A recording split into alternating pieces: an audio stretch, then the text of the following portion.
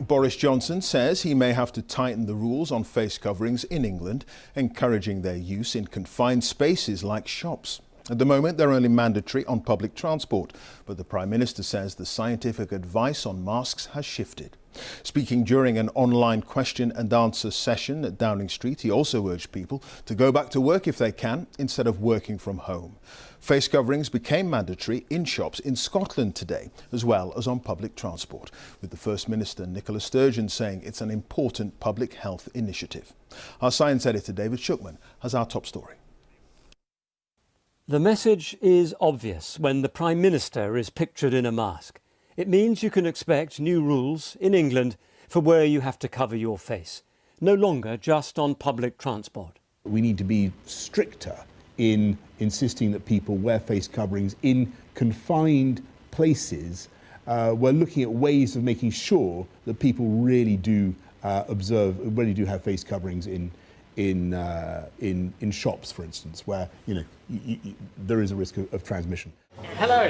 The pressure has been building for a change. The Chancellor Rishi Sunak was widely criticised for not covering his face earlier in the week at this photo opportunity.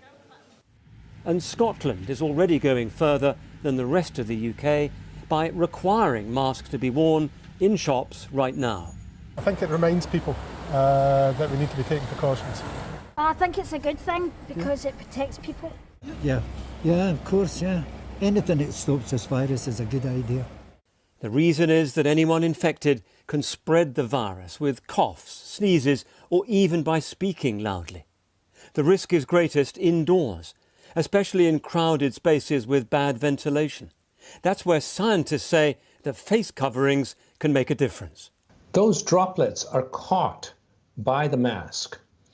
And so most of the droplets then don't go on to infect other people around me.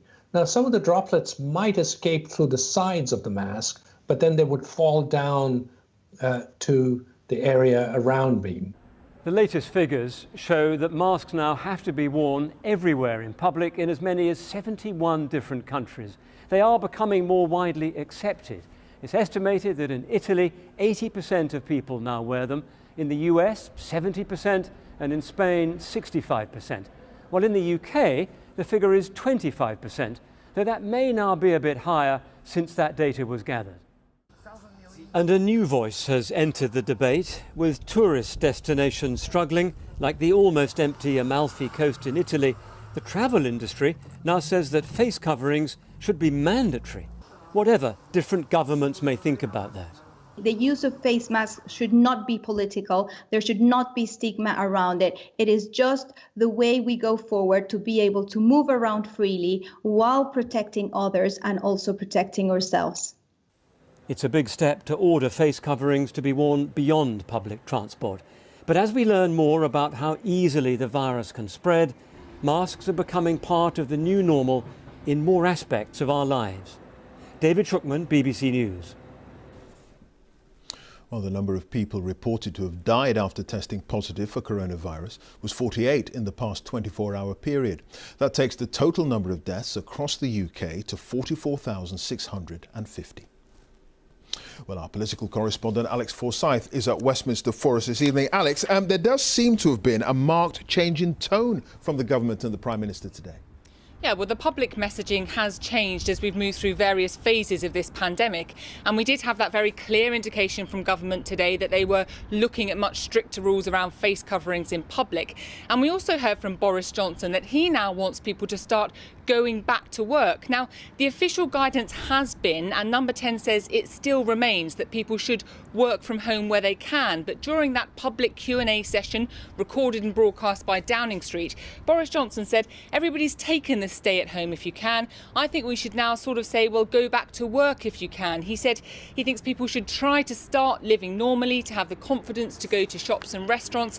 And I think that is what's really behind all of this, the deep-rooted fear about the toll this virus is taking on the economy.